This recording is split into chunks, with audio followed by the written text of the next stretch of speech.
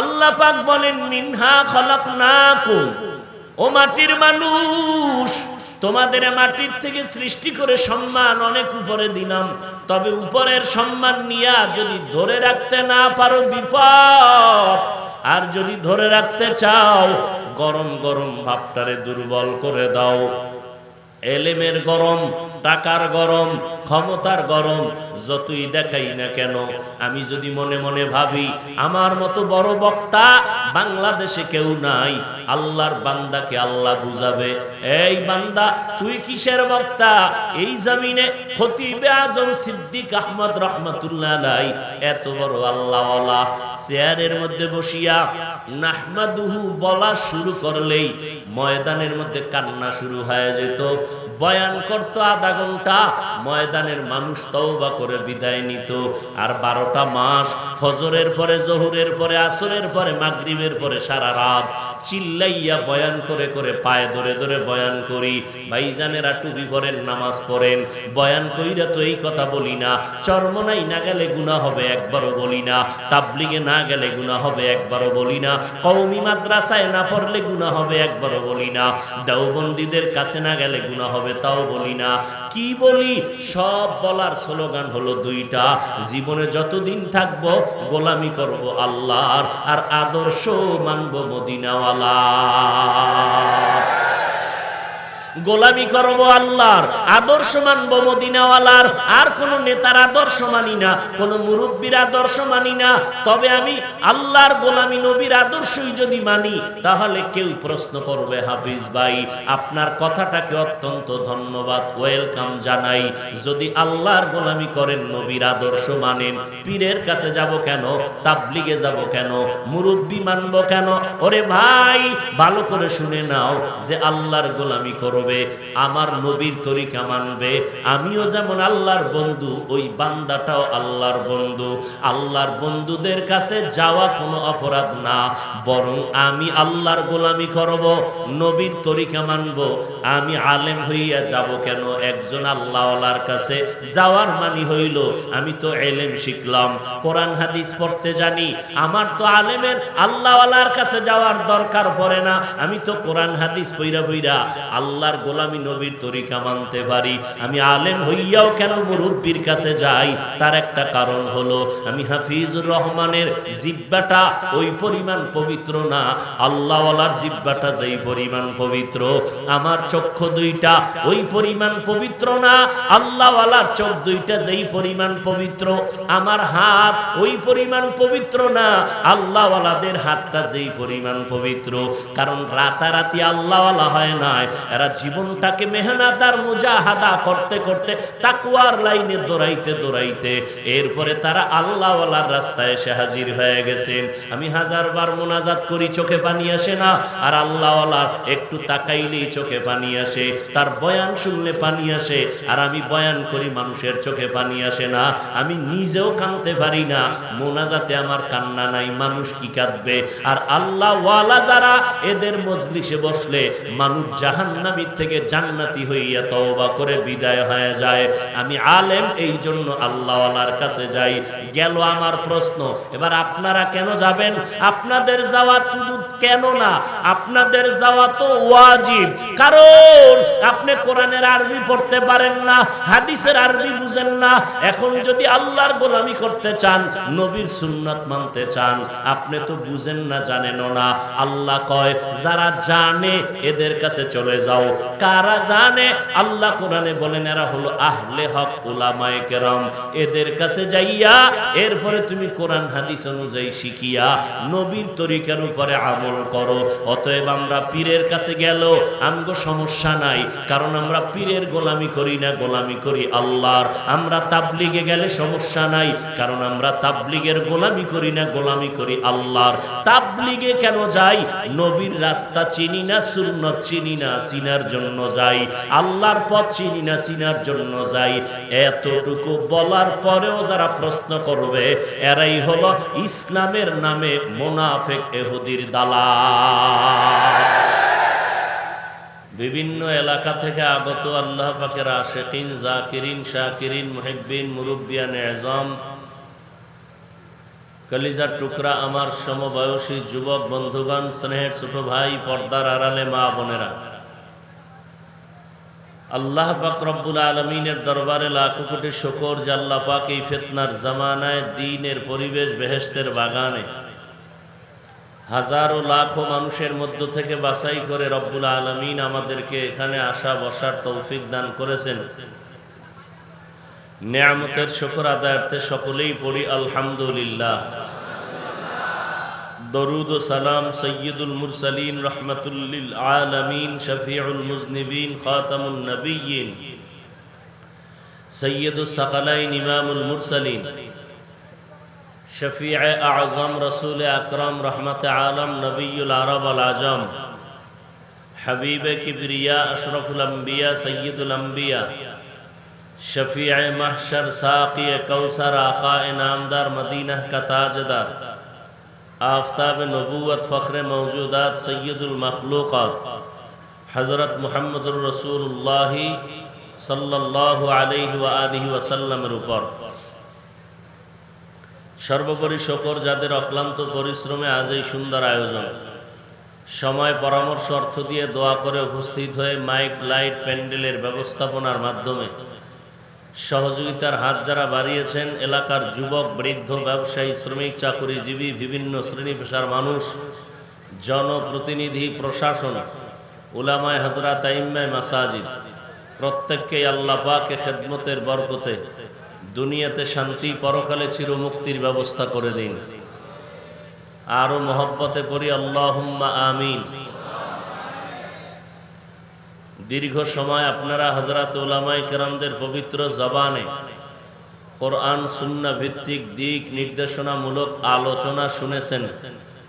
পরিশেষে আমি আপনাদের দোয়া নেওয়ার আশায় সংক্ষিপ্ত কিছু আলোচনা করার নিয়তে কোরআনে হাকিমের সূরা তাহা থেকে এক টুকরো আয়াতে কারিমা তেলাওয়াত করেছি।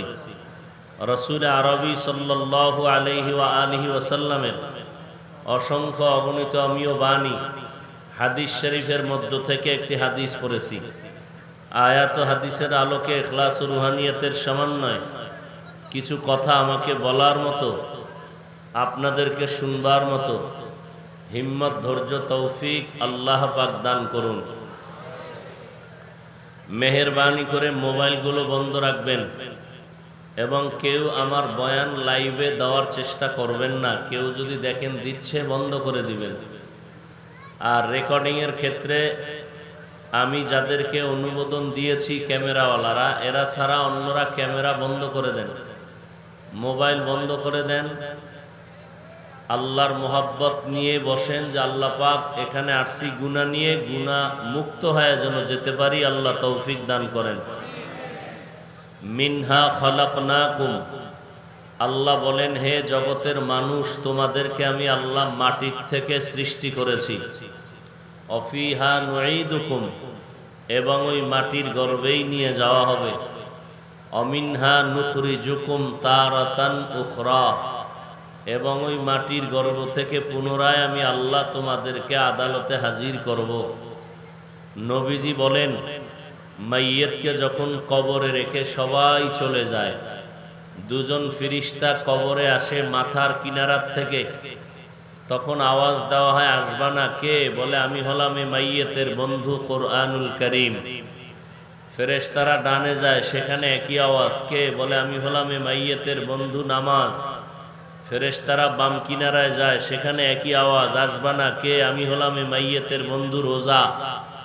ফেরেশতারা বাম কিনারায় যায়, সেখানে একই আওয়াজ। কে? বলে, আমি হলাম এই মাইয়িতের বন্ধু যাবতীয় নেক আমল। অপারেটর ইকো বন্ধ করে রিভার্ব দেন, ভলিউম দেন। আয়াত ও হাদিসের তরজমা শেষ। ছোট্ট এক টুকরা আয়াত। এই আয়াত আপনারা সকলেই মুখস্থ পারেন। কোরআন শরীফ পড়তে না জানলেও আয়াত শুনতে শুনতে অনেকেরই মুখস্থ হয়ে গেছে। কি আপনারা পারেন না? কোন সময় পরে আয়াতটা বলতে পারবেন? হ্যাঁ, মানুষের শেষ বিদায়ের আওয়াজ। মিনহা খালাকনাকুম وفيها نعيدكم ومنها نخرجكم تارة أخرى শেষ বিদায়ের আওয়াজ আয়াত ছোট কিন্তু এর ভেতরে মর্মার্থ অনেক বিশাল তিনটা বিষয় এখানে আলোচনা প্রথম হলো মিনহা খালাকনাকুম সৃষ্টির রহস্য নিয়ে আলোচনা দ্বিতীয় হলো অফিহা নুঈদুকুম আলমে বরজাক তথা কবর জগৎ নিয়ে আলোচনা তৃতীয় অমিনহা নুখরিজুকুম তারাতান উখরা কিয়ামতের জগৎ নিয়ে আলোচনা আমি শুধু সৃষ্টির উপরে কিছু আলোচনা করার চেষ্টা করব যদি আপনারা ধৈর্যের সাথে বসেন আল্লাহ আমাকে তৌফিক দান করেন তাহলে কিছু কথা বলার চেষ্টা করব ইনশাআল্লাহ আল্লাহ আমাদেরকে কবুল করেন আরো মহব্বতে বলেন আল্লাহ বলেন আমি তোমাদেরকে মিনহা খালাকনাকুম সৃষ্টি করেছি মিনাত তুরাব মাটির থেকে তোমাদেরকে বলতে মানব জাতি যারা তোমরা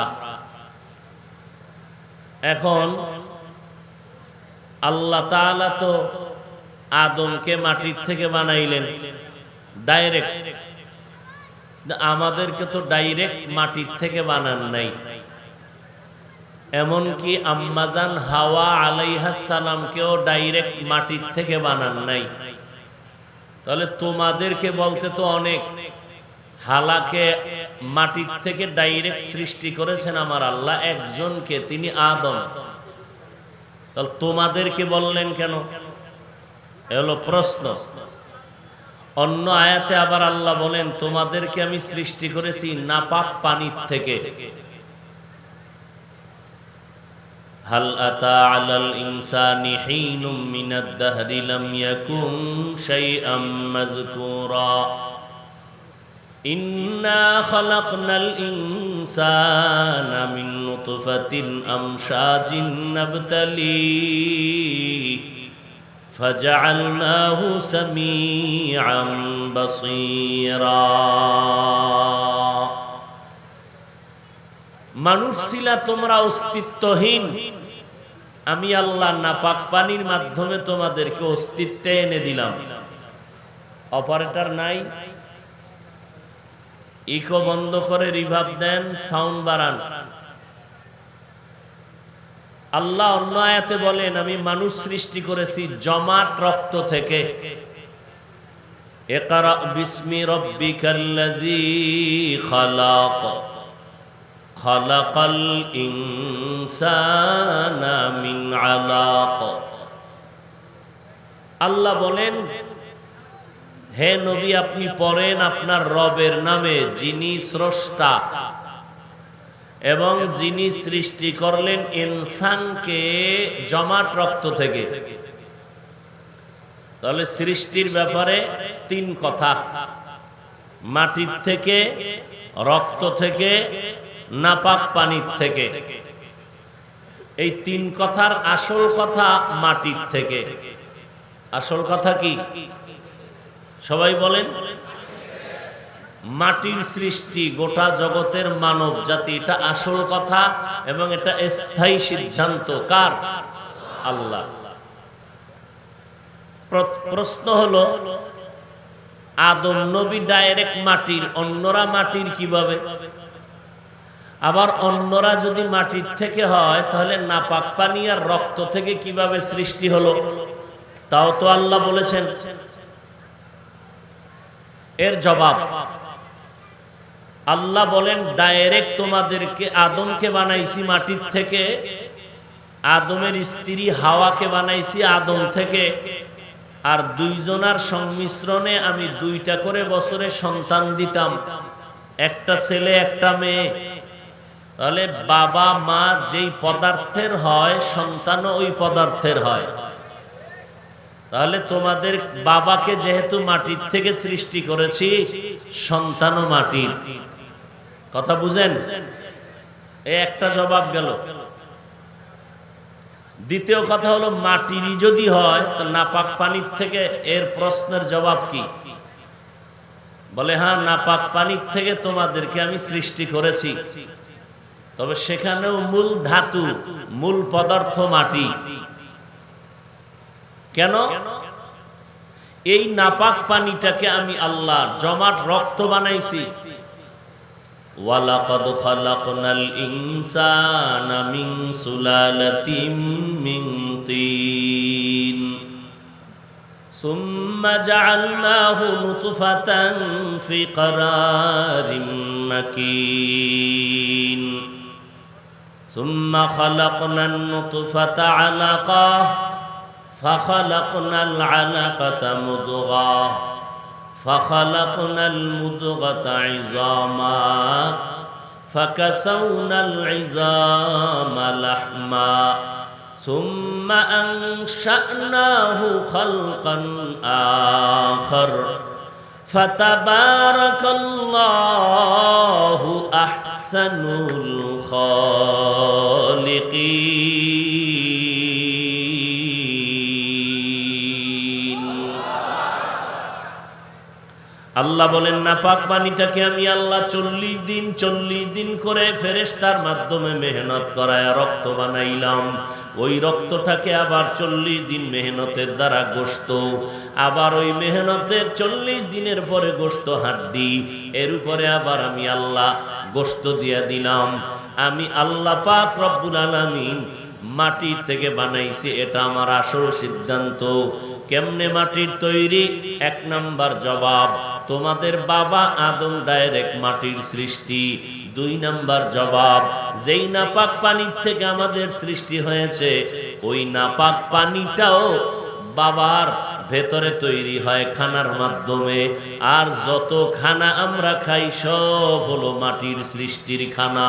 3 নাম্বার জবাব, মাইয়ের ওরে আল্লাহ পাকের নবী বলেন, যখন আল্লাহ পাক বাবার নাপাক পানিটা মায়ের বাচ্চাদানিতে চলে যায়, ফেরেশতা পাঠায় দেয়, যাও এই নাপাক পানির সাথে 1 চিমটি মাটি এনে ওই নাপাক পানিতে মিশ্রণ করে দাও। কোথা থেকে মাটি আনবা? আল্লাহ বলেন, যাও এই বান্দা বান্দির মরণকালের কবর থেকে মাটি আনো, ওখান থেকে মাটি নিয়ে এখানে মিলায় দাও। বলে, কবর কোথায়? আল্লাহ বলেন, আমি গাইবের মালিক, এর কবর কোথায় হবে আমি আল্লাহ জানি, ওখান থেকে তোমরা মাটি এনে দিয়া দাও। আল্লাহ জানেন কার কবর কোথায় হবে, এটা আল্লাহ জানেননি? এই ক্ষমতা কি আর কারো আছে? নাই। আল্লাহ পাক ফেরেশতাকে বললেন, অমুক এলাকার অমুক জায়গায় যাও, এখানে বান্দার কবর হবে, ওখান থেকে মাটি দাও। প্রশ্ন হলো, যেই মানুষগুলো পানিতে ধ্বংস হয়ে গেল, লাশের অস্তিত্ব নাই, আর যে মানুষ আগুনে পুড়ে গেল, এদেরও লাশের অস্তিত্ব নাই, তাহলে এদের লাশই নাই, কবর হবে কোথায়? আর কবর না থাকলে এদের মাটি আনবে কোথার থেকে? প্রশ্ন হয় কিনা?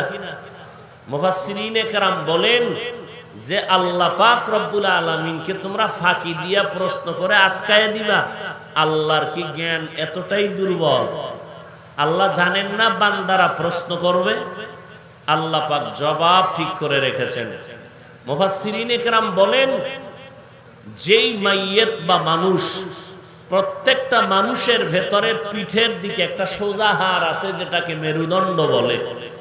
এই পিঠের মেরুদণ্ডের নিচের অংশে মার্বেলের মতো একটা গোড়া আছে। মানুষ আগুনে শেষ হয়ে যাক অথবা পানিতে পচে গলে নিঃশেষ হয়ে যাক, ওই হাড়ের নিচের যে গোড়া, এটা কখনোই ধ্বংস হবে না। তাহলে আগুনে পড়ুক আর পানিতে মরুক, ওই গোড়াটা কোনো না কোনো এক সময় গিয়া মাটির সাথে মিশবে, আর ওই স্থানটাই হবে তার কবর। আর ওখান থেকেই ইসরাফিল সিংহায় ফুৎকার দেওয়া মাত্র মানুষ এখন যেই হালাতে মরল সুরতে, ওখান থেকেই হাসরের ময়দানে উঠে দাঁড়াবে। তাহলে এতক্ষণ যুক্তি টুক্তি দিয়া আল্লাহ বান্দাদের কি বুঝাইতে চাইলেন? তোমরা মাটির সৃষ্টি। কিসের সৃষ্টি? আমরা মাটির সৃষ্টি। এখন প্রশ্ন, মাটি থাকে পায়ের নিচে, উপরে মারলেও নিচে যায়, মাটির গতি উপরে না নিচে? তাহলে নিচের মাটি দিয়ে আমাদের বানাইয়া আল্লাহ বলেন তোদের মনটা বেজার করবি না রে গোলাম, কারণ আমি আল্লাহ তোর পায়ের নিচে মাটি, ওই মাটির থেকে বানাইয়া তোর সম্মানটা মাটি পায়ের নিচে রাখি নাই। আমি আল্লাহ তোর সম্মানটা এত উঁচু করে দিলাম, নূরের সৃষ্টিও এত দামি না, মাটির সৃষ্টি যত দামি, আগুনের সৃষ্টি জিনেরাও এত দামি না, আমি আল্লাহর আদালতে মাটির সৃষ্টির এত দাম। মাটির সৃষ্টির মতো শ্রেষ্ঠ কাউকে বানাই নাই, নূরের সৃষ্টির থেকেও মাটির সৃষ্টির মূল্য বেশি। ওয়ালাকাদ কাররামনা বানি আদম وحملناهم في البر والبحر ورزقناهم من الطيبات وفضلناهم على كثير ممن خلقنا تفضيلا। আল্লাহ তাআলা বলেন, বনি আদম আমি তোমাদেরকে এত সম্মানিত করে দিলাম, জিনেরও এত দাম নাই, তোমাদের এত দাম। ফেরেশতা নূরের সৃষ্টির এত দাম নাই, মানুষের এত দাম। এই জন্যই তো আদমের বানাইয়া আমি আল্লাহ ফেরেশতার সামনে পরীক্ষা দিলাম, পরীক্ষায় ফেরেশতারা ফেল করলো, আমার আদম ফার্স্ট হয়ে গেল, পাস করলো। আমি এখন জিজ্ঞাসা করলাম ফেরেশতা, এবার বলো তোমরা শ্রেষ্ঠ নাকি আদম শ্রেষ্ঠ? ফেরেশতারাও বলে দিল আমরা শ্রেষ্ঠ না, আদম মাটির সৃষ্টি শ্রেষ্ঠ। আল্লাহ বলেন, জবানে শ্রেষ্ঠ বললে হবে না, সম্মান করে বাস্তবে দেখায় দাও। উসজুদু লি আদম, তোমরা আদমের সিজদা করো। ফাসাজাদু ইল্লা ইবলিস, সব ফেরেশতারা সিজদা করলো, কে করে নাই? আল্লাহ জিজ্ঞেস করলেন, এ ইবলিস সিজদা করলি না কেন? ভালো করে খেয়াল করেন, ইবলিস জবাব দেয়, ও আল্লাহ আমার যুক্তিতে মিলে না, আমার যুক্তিতে মিলে না। তোর যুক্তি কি? আমার যুক্তি হলো খলাকতানি মিন নার ওয়া খলাকতাহু মিন তিন, আমি ইবলিসের বানাইছেন আগুনের দ্বারা, আদমের বানাইছেন মাটির দ্বারা। আগুনের গতি উপরে, মাটির গতি নিচে। যুক্তি কয় আদম আমারে সিজদা করে সম্মান দিবে, আমি কেন আদমের সিজদা করব? আল্লাহ বলেন, মালিকের হুকুম মানলি না রে বেঈমান, আমি আল্লাহ তোর উপরে কতটাই না খুশি ছিলাম। জমিনের এমন একটা ইঞ্চি জায়গা বাদ নাই যেখানে তোর সিজদা পড়ে নাই, আসমানের এমন একটা ইঞ্চি বাদ নাই যেখানে তুই সিজদা করো নাই। তুই এত বেশি ইবাদত করেছো, আমি আল্লাহ খুশি হইয়া তোরে টাইটেল দিলাম তুই বড় আবেদ, তোরে টাইটেল দিলাম তুই বড় আরেফ, তোরে টাইটেল দিলাম তুই বড় ওলি, তোরে টাইটেল দিলাম তুই বড় খাজেন। তোর মতো ইবাদত করনেওয়ালা বুজুর্গ আর কেউ নাই। এত জীবনভর ইবাদত করলি, কিন্তু গোলামি করতে গিয়া, গোলামের কাজ হলো মালিকের কথা মেনে নেওয়া, বুঝে আসো কার না আসো। গোলামের কাজ কি? মালিকের হুকুম মেনে নেওয়া, বুঝে আসো কার, যুক্তিতে বুঝে আসো কার না আসো। গোলামের কাজ মালিকের হুকুম মেনে নেয়া। এরে ইবলিস, এত ইবাদত করলি কিন্তু আমার হুকুমটাকে তুই মানলি না কেন? যুক্তি দিলি কেন? আমি আল্লাহর সিদ্ধান্ত, নূরের সৃষ্টি শ্রেষ্ঠ না, আগুনের সৃষ্টি শ্রেষ্ঠ না।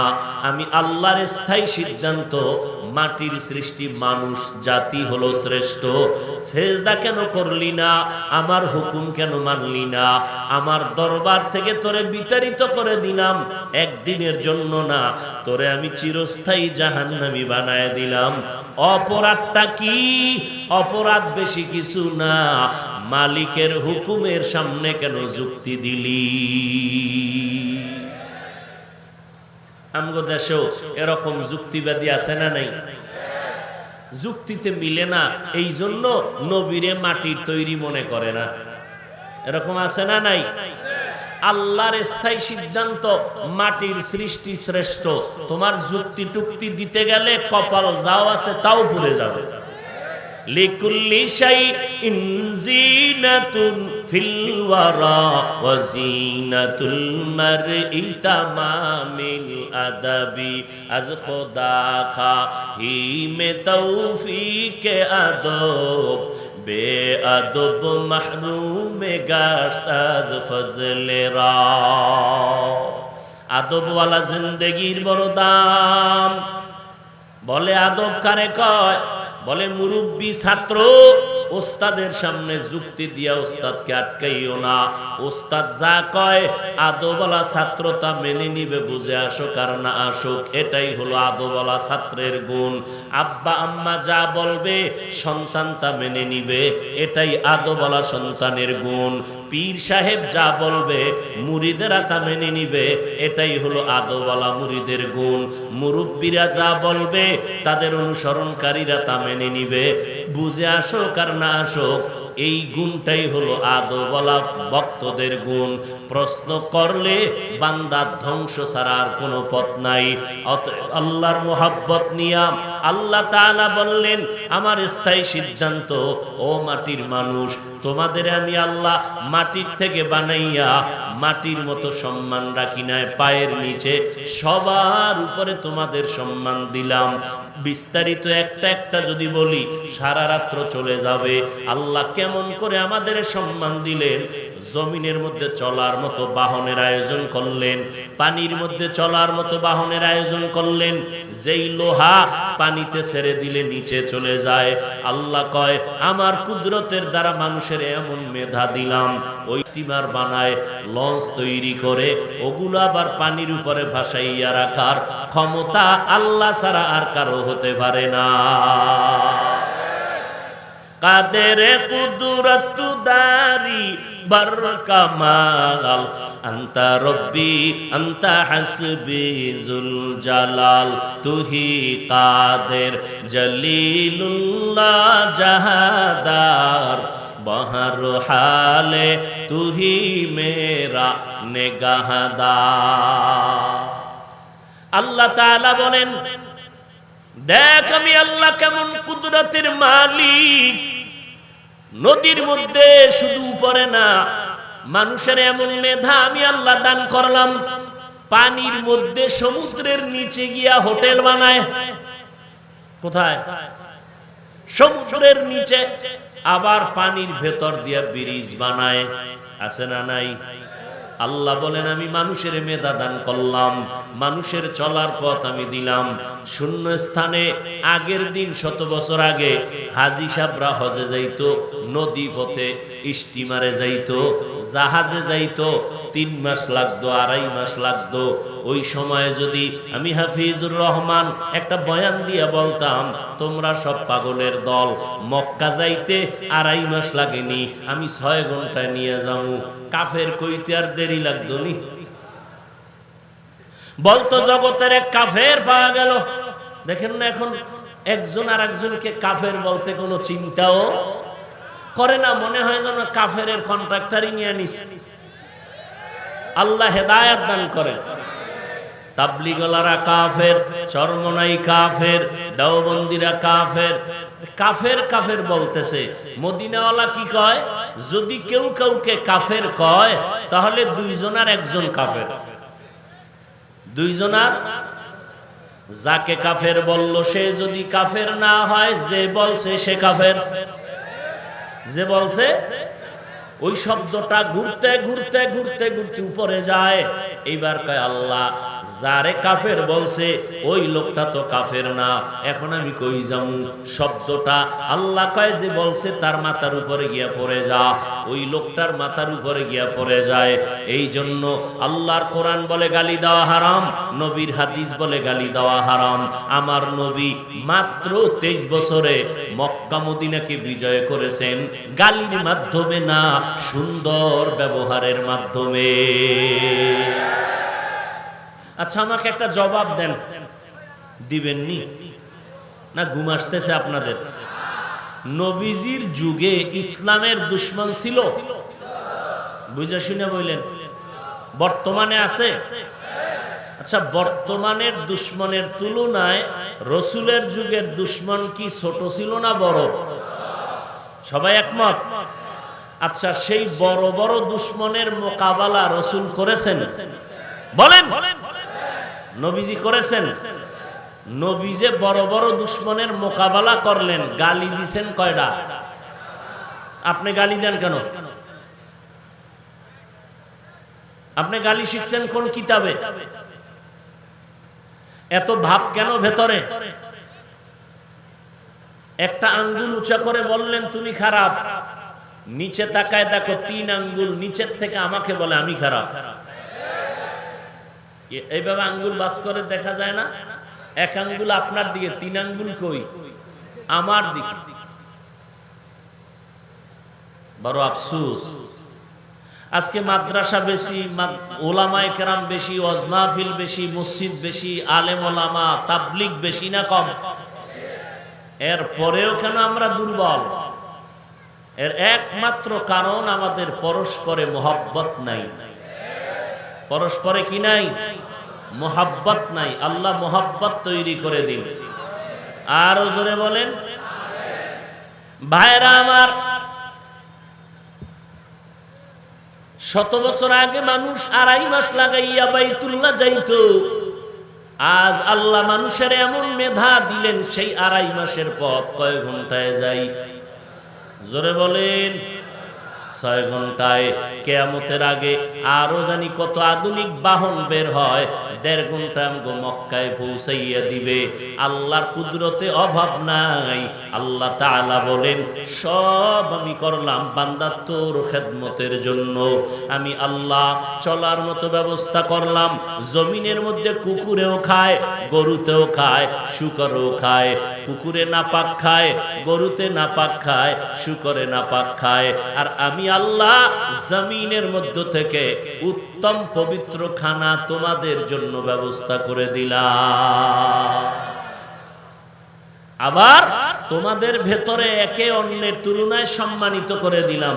তাহলে মাটির মানুষ তোমাদেরকে মাটির মতো নিচে রাখি নাই, সম্মান সবার উপরে। এখন এই উপরের সম্মান পাইয়া নিজেরে বড় মনে কইরা কপালটা ভরিও না, সাবধান। সম্মান পাওয়ার কারণে অহংকারী ভাব নিয়ে নিজেকে ধ্বংসের পথে ঠেলে দিও না রে গোলাম। কারণ ধ্বংসের পথে ঠেলে গিয়া ভাব আর গরম গরম ভাব দেখাইতে গিয়ে এই জমিনের মধ্যে নমরুদ টিকতে পারে নাই, ফেরাউন টিকতে পারে নাই, সাদ্দাত কারুন টিকতে পারে নাই। যেই নমরুদ আল্লাহকে মেরে ফেলার জন্য রেডি হয়ে গেল, কি পরিমাণ পাওয়ার! আল্লাহরই রাখবে না, ঝামেলা শেষ। সেই নমরুদের আল্লাহ পাক ধ্বংস করার জন্য বেশি কোনো বাহিনী লাগে নাই। একটা অসুস্থ মশা আর সাথে ছিল জুতা মোবারক। কথা ঠিক নেই? যেই ফেরাউন ফকির নির্ভোলা, টাকা নাই পয়সা নাই, মিশরের জমিনে ক্ষেতের তরমুজ মাথায় নিয়ে মিশরের বাজারে বিক্রি করে, আটানা ওই সময়ের কিছু পয়সা পায় ফেরাউন। এক সময় ফেরাউন মিশরের কবরস্থানের দারোয়ান হামানের সাথে বন্ধু হইয়া এক পর্যায়ে মিশরের মন্ত্রিত্ব হাতে নিয়ে গেল। হাতে নেওয়ার পরে এই ফেরাউন কয়, এখন আমি শুধু খোদা না, আনা রব্বুকুমুল আলা, আমি হলাম জগতের বড় খোদা। আল্লাহ বলেন তাকায়া দেখ, ওই ফেরাউনকে লোহিত সাগরের পানিতে চুবাইয়া ধ্বংস করে দিলাম। এরে নবীর উম্মতের দল, যতই বাহাদুরি করো না কেন, আল্লাহ পাক বলেন ওই বাহাদুরি তোমার কোনো জায়গায় টিকবে না। কিসের গরম গরম ভাব? টাকা। ও টাকাওয়ালা ভাই, গাজীপুর জেলার টাকার গরম রাজধানীতে গেলে টিকবে না, কারণ সেখানে আরো বড় টাকাওয়ালা আছে না নাই?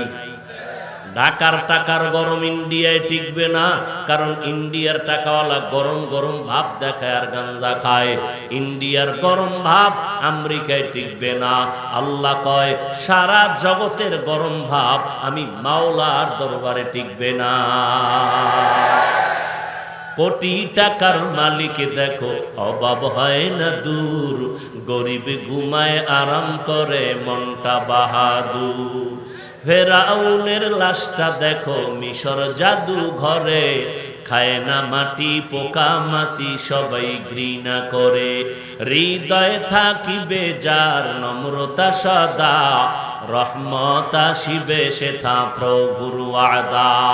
বড়র বড়াই থাকলে দিলে রহমত আসবে না, নিজেকে নিজে ছোট মনে করিও সদা।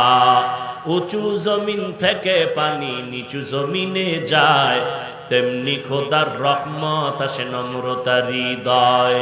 ভোগবিলাসের বাড়ি গাড়ি পরে রবে সব, ভোগবিলাসের বাড়ি গাড়ি পরে রবে সব। থাকতে সময় স্মরণ করো আল্লাহ আমার রব। আমাদের রবকে। এরে নবীর উম্মতের দল, এত বড় ক্ষমতার পাওয়ার ওই ফেরাউন, নমরুদ, হামান, সাদ্দাত, আজকে তাদের নাম নেওয়ার মতো কোনো মানুষ জগতে আসেনি। আল্লাহ যদি ওদের নামটা কোরআন শরীফের মধ্যে না দিতেন, দুনিয়ার কেউ জানতো না ওরা কারা। আল্লাহ দিছেন কেন? ও দুনিয়ার টাকার গরমওয়ালা, ওদের ইতিহাস পইরা পইরা নিজের একটু ঠান্ডা বানায় দাও।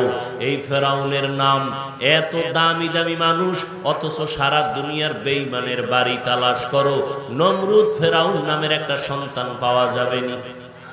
যাবে? যদি বলা হয় মাসে 1 লাখ টাকা দিব, তোমার সন্তানের নামটা ফেরাউন রাখো, রাখবে কোনো বেঈমান? বলেন।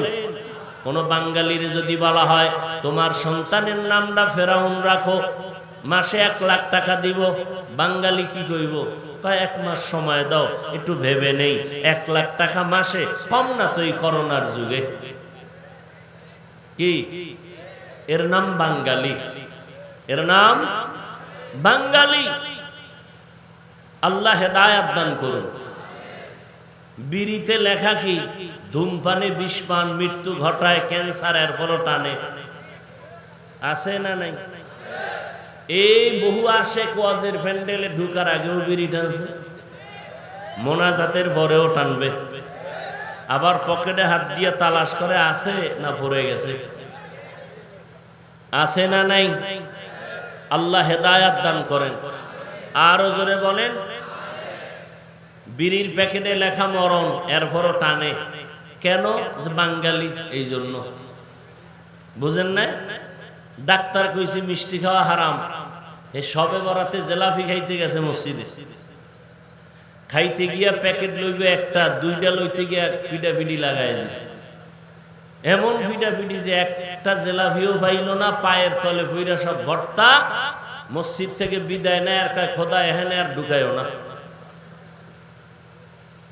আছে না নাই? এর নাম বাঙালি। এর নাম।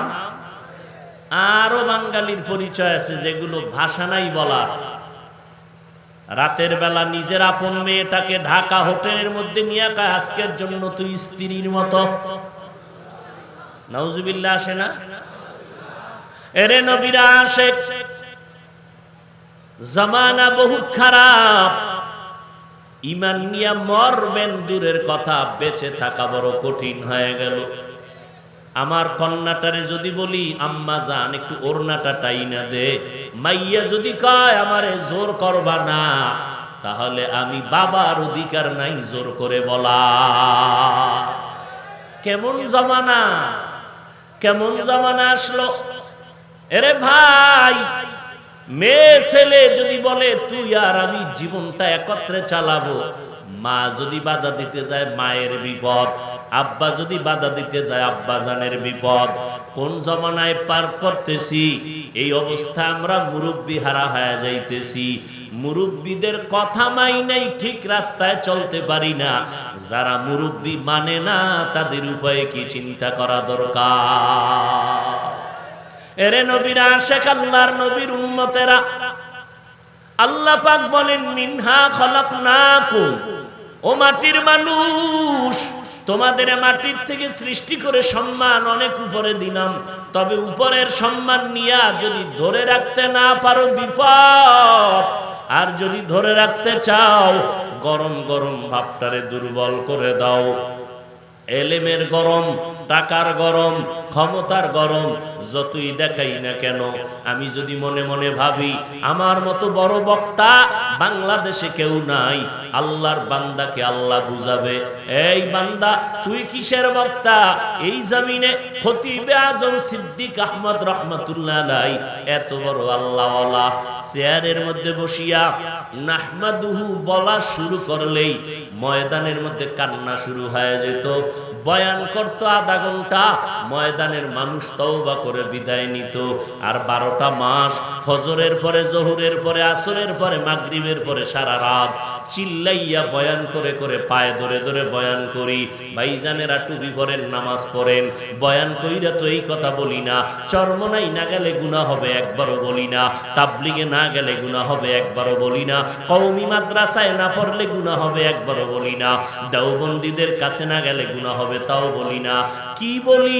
সব বলার স্লোগান হলো দুইটা, জীবনে যতদিন থাকবো গোলামি করব আল্লাহর, আর আদর্শ মানব মদিনাওয়ালা। গোলামি করব আল্লাহর, আদর্শ মানব মদিনাওয়ালার। আর কোন নেতার আদর্শ মানি না, কোন মুরব্বীর আদর্শ মানি না। তবে আমি আল্লাহর গোলামি, নবীর আদর্শই যদি মানি, তাহলে কেউ প্রশ্ন করবে, হাফিজ ভাই আপনার কথাটাকে অত্যন্ত ধন্যবাদ, ওয়েলকাম জানাই। যদি আল্লাহর গোলামি করেন, নবীর আদর্শ মানেন, পীরের কাছে যাব কেন? তাবলিগে যাব কেন? মুরব্বী মানব কেন? ওরে ভাই ভালো করে শুনে নাও, যে আল্লাহর গোলামি করো, আমার নবীর তরিকা মানবে, আমিও যেমন আল্লাহর বন্ধু, ওই বান্দাটাও আল্লাহর বন্ধু। আল্লাহর বন্ধুদের কাছে যাওয়া কোনো অপরাধ না, বরং আমি আল্লাহর গোলামি করব, নবীর তরিকা মানব। আমি আলেম হইয়া যাব কেন? একজন আল্লাহওয়ালার কাছে যাওয়ার মানি হইল আমি তো এলেম শিখলাম, কোরআন হাদিস পড়তে জানি, আমার তো আলেমের আল্লাহওয়ালার কাছে যাওয়ার দরকার পড়ে না, আমি তো কোরআন হাদিস পইরা পইরা আল্লাহ গোলামি, নবীর তরিকা মানতে পারি। আমি আলেম হইয়াও কেন মুরব্বির কাছে যাই?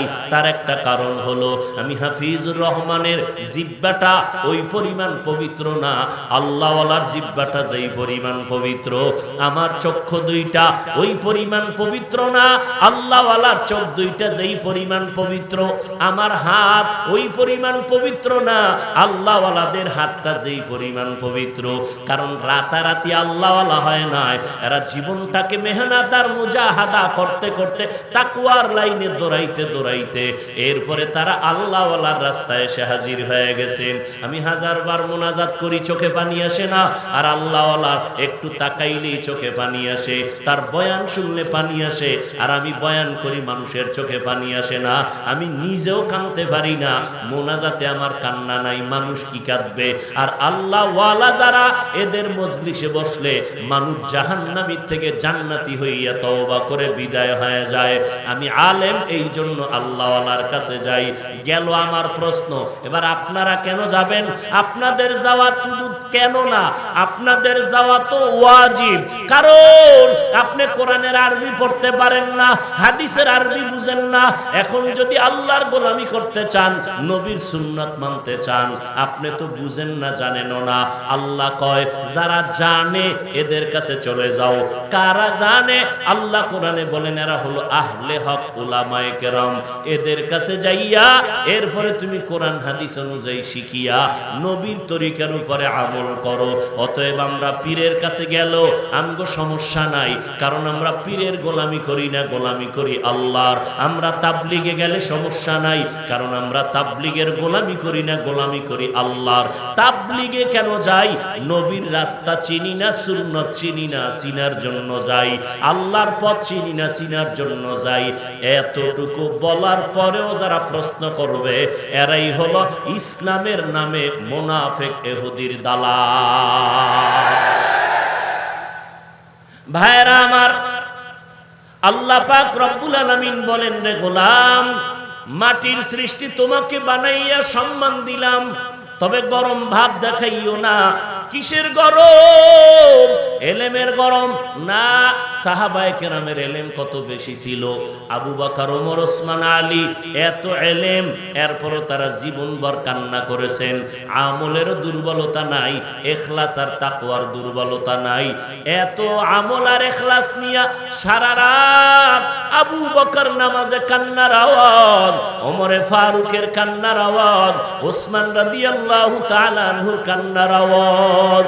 আম্মা জান আয়েশা রাদিয়াল্লাহু আনহা বলেন, ওরে আবু বকর কেন, ওমর কেন, ওসমান কেন, আলী কেন? আমার নবী, যে নবীর কোনো গুনাহ নাই, ওই নবী আমি আয়েশার হুজরায় বসে বসে কান্না করেন। আমি একদিন আমার নবীরে জিজ্ঞাসা করলাম, ও নবী, আপনি কেন আমার হুজরায় বসে কান্না করেন?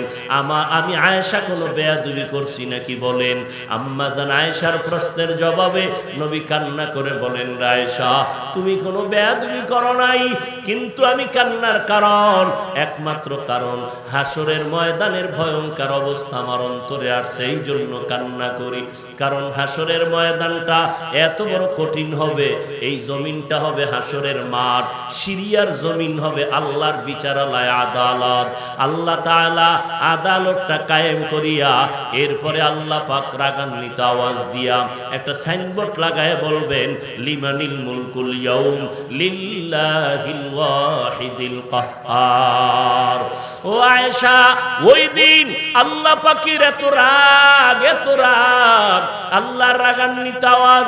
ওদিকে সূর্যটা থাকবে উপরে, আল্লাহ বলবে, নিচে নেমে আয় সূর্য, তোর যত মুখ উপরে আছে নিচের দিকে করে দে, সূর্যের যত তাপ আছে জমিনে ছেড়ে দাও। সূর্যের তাপে জমিনটা তামা হয়ে যাবে, মানুষের মাথার মগজগুলো ভাতের মারের মতো ফুটবে, পায়খানার রাস্তা দিয়া পেটের গলিত নারী বুড়িগুলো পড়ে যাবে। ওদিকে জাহান্নামের আওয়াজ। মায়ার নবী বলেন, আয়েশা, সমস্ত নারী পুরুষ থাকবে উলঙ্গ ওই হাসরের মাঠে। এত কঠিন অবস্থার কারণে যেই নবীদের কোনো গুনাহ নাই, ওই নবীরা নাফসি নাফসি বলে কান্না করবেন। আদম নবী কাঁদবেন নাফসি নাফসি বলে, আর ঈসা নবী কাঁদবেন নাফসি নাফসি বলে, মুসা নবী নাফসি নাফসি বলে কাঁদবেন। একমাত্র আমি মুহাম্মদ ওই কঠিন দিনে উম্মতি উম্মতি বলে চোখের পানি ছেড়ে কান্না করব। ও আল্লাহ, আমার উম্মতেরে বাঁচাও, আমার উম্মতেরে বাঁচাও। এরে গাজীপুরের মুসলমান, শ্রীপুরের মুসলমান, ওই নবী কেমন মায়ার নবী আমার, যেই নবীর শরীর মোবারকে মশা মাছি পড়া হারাম, যেই নবীর ঘাম থেকে মেশকের ঘেরান সূর্যের গরম লাগতে দেয় না, মেঘের খণ্ড ছায়া দান করে। নবীজি যেখানে কদম মোবারক রাখেন ওই জায়গা থেকে মেশকের ঘেরান আসতে থাকে। ও নবীর আশিকের দল, আজকে পায়ে হাত রেখে বারবার আমি তোমাদের বলি, ও আল্লাহর বান্দারা, আমার দল আসো, দল করো। এই কথা তো বলি না রে বাবা, সব কথার একটাই বাবা, পায়ে ধরে ধরে বলি, মদিনার নবীর আদর্শের মালাটা গলায় লাগাও, 5 বেলার নামাজ পড়ো।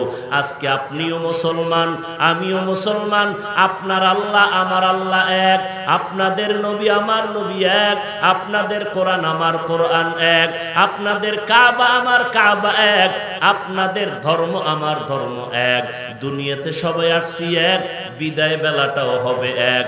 আমাকেও যেমন 3টা সাদা কাফন দেওয়া হবে, আপনাদেরও 3টা সাদা কাফন দেওয়া হবে। কে চরমনাই, কে কওমি, কে আলিয়া, কে ধনী, কে গরিব ভেদাভেদ নাই। 3টা সাদা কাফনে প্যাকেট করা হবে। কবরের সাইজও হবে এক।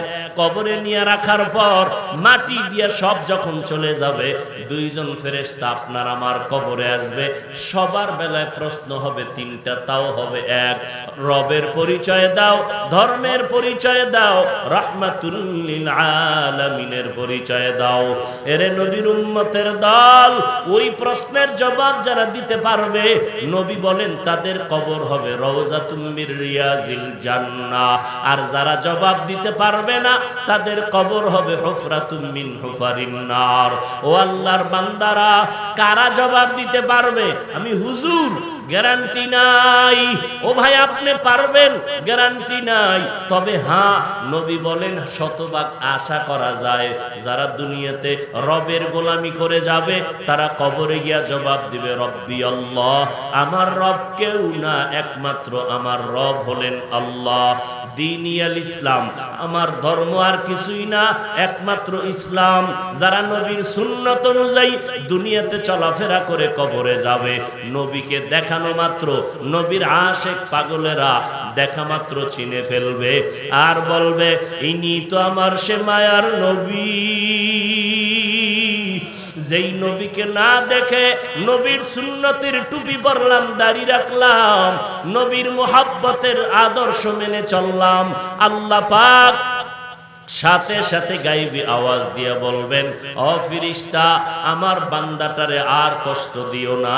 আমার বান্দা দুনিয়াতে কষ্ট কম করে নাই, টাইম মতো খেতে পারে নাই, ঘুমাইতে পারে নাই। সব বান্দা বান্দি যখন ঘুমায় গেল, আমার এই আশেকটা জায়নামাজ বিছাইয়া ভোর রাত্রে আমি আল্লাহর কাছে কান্না করেছে। এখন আর দেরি না করিয়া কবরে জান্নাতের বিছানাটা দাও, 3.5 হাত কবর বড় বালাখানা বানায়া দাও, জান্নাতের সাথে রাস্তা বানাও, আমার বান্দা আরামে ঘুমাবে, কেউ যেন ঘুমের মধ্যে ডিস্টার্ব না করে। ও এলাকার মা বোনেরা, ও পর্দার আড়ালের আম্মা জান, ও বৃদ্ধ বাবাজি, ও কলিজার টুকরা যুবকেরা, আল্লাহর কোরআনটা কি মিথ্যা মনে করেছো? নবীর কথাগুলো কি মিথ্যা মনে করেছো? একজন, দুইজন, তিনজন যদি বলে সন্দেহ করা যায়। লক্ষ লক্ষ নবীদের কথা মিথ্যা মনে করার সুযোগ নাই, লক্ষ লক্ষ সাহাবায়ে কেরামের মিথ্যা হওয়ার সুযোগ নাই, কোটি কোটি উলামায়ে কেরাম মিথ্যা বলার সুযোগ নাই। এরে নবীর উম্মতের দল, ওই কোরআন সত্য, নবীর কথা সত্য।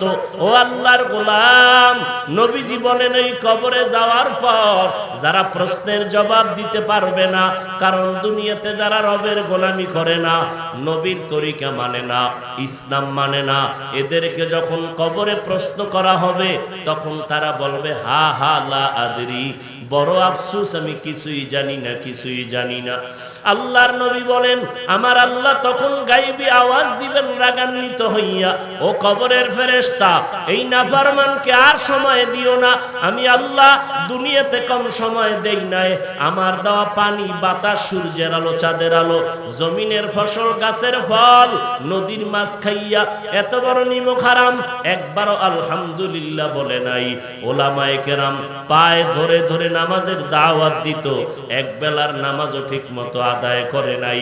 এখন আর দেরি নাই, কবরের মধ্যে জাহান্নামের বিছানাটা বিছাইয়া দাও, জাহান্নামের সাথে রাস্তা বানায়া দাও। কবরে জাহান্নামের আগুন একটা না, দুইটা না, 70 থেকে 99টা সাপ। আল্লাহর নবী বলেন আমার আল্লাহ রাগান্বিত হইয়া কবরের মাটিকে ডেকে বলবেন এর কবরের মাটি, এই গুনাহগারকে দুই পার্শ্ব থেকে জোরে জোরে চাপ দাও। এত জোরে চাপ দিবে পাজরের হাড়গুলো চুরমার হয়ে যাবে। এরে যুবক, ওই কবরের একটা সেকেন্ডের আযাব সহ্য করার ক্ষমতা তোমার আমার কারো নাই। একটা মশার কামড় সইতে পারি না, মাটির চাপ কবরে কেমন করে সহ্য করবা? নবীজি বলেন জাহান্নামের কথা যখন কানে আসবে 2 ফোঁটা চোখের পানি ছেড়ে দিয়ে তওবা করো, আর আল্লাহকে ডেকে ডেকে বলো হে মালিক, এই ময়দানে আমার মতো গুনাহগার কেউ নাই। মানুষ আমাকে সম্মান করিয়া চেয়ারে বসাইলো, কত সম্মান, অথচ আমার গুনার খবর যদি কেউ জানতো, কেউ সম্মানের চেয়ারে বসাইতো না। ও আল্লাহ, আপনি জানেন আমি কত বড় অন্যায়কারী, আমার অন্যায়ের খবর আমার মা বাবা পরিবারের কেউ জানে না।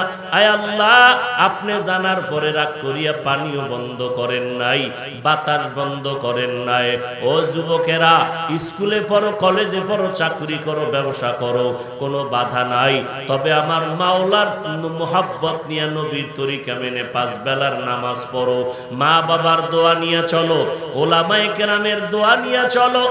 আর নবীর তরিকা নিজের আপন গলার মালা বানাও। স্কুলে পড়া বন্ধ করা লাগবে না, চাকরি ছাড়া লাগবে না, ব্যবসা বন্ধ করা লাগবে না। তাকাইয়া দেখো ডানে বামে, তোমার আমার মতো যুবক স্কুল কলেজে পড়িয়াও নামাজ ছাড়ে না, বলো তুমি কেন পারবা না? তোমার আমার মতো যুবক র্যাব, আর্মি, পুলিশ, বিডিআরের চাকরি করিয়াও নামাজ ছাড়ে না, বলো বাবা তুমি কেন পারবা না? তোমার আমার মতো যুবক ড্রাইভারি করে, শ্রমিকের কাজ করে, কৃষি কাজ করে, নামাজ ছাড়ে না, বলো তুমি কেন পারবা না? তোমার আমার মতো ব্যবসায়ী, কোটি টাকার মালিক, 1 টাকাও হারাম খায় না, নামাজ ছাড়ে না, বলো তুমি কেন পারবা না? কপাল বুঝি পুড়িয়া গেল, আজকে তোমার কপাল বুঝি পোড়া, আল্লাহ বুঝি বেজার। এখনো সময় আছে, অন্তর থেকে আমার মাওলার কাছে তওবা করো, কারণ মরণ যখন আসবে পালাবার উপায় নাই। এই মহামারী করোনায় কত প্রাণ চলে গেল, কত মানুষের জানাজা পড়াইলাম, কোন দিন তোমার আমার মরণের ডাক আসিয়া যায়। এখনো যদি তওবার সুযোগ পাও, তওবা করে নাও। আল্লাহকে ডেকে ডেকে অন্তর দিয়া বলো, হে আল্লাহ, গুনার কারণে আমার হাত না পাক, চোখ না পাক, জিহ্বা না পাক, অন্তর না পাক, দিলটা পাথরের মতো শক্ত, চোখে পানি নাই। আয় আল্লাহ, কান্নাওয়ালা চক্ষু দান করেন। আর জীবনে নামাজ ছাড়বো না, বেপরদায় চলবো না, মা বাবাকে কষ্ট দিয়া বরদোয়া নিব না, ওলামায়ে কেরামের বিরুদ্ধে যাব না, নবীর তরিকা নিয়ে চলবো, দেশ ও জাতির বিরুদ্ধে ষড়যন্ত্র করব না। অন্তরে যদি দুর্বলতা না থাকে, তওবা করার যদি খাঁটি নিয়ত হয়, খাঁটি তওবার নিয়তে দুটো হাত আমার আল্লাহকে দেখাইয়া দেই। আয় আল্লাহ, আমাদের হাতগুলো কবুল করে নেন, তওবা কবুল করে নেন, তওবার উপরে মজবুত হইয়া চলার মতো তৌফিক দান করেন, আমিন।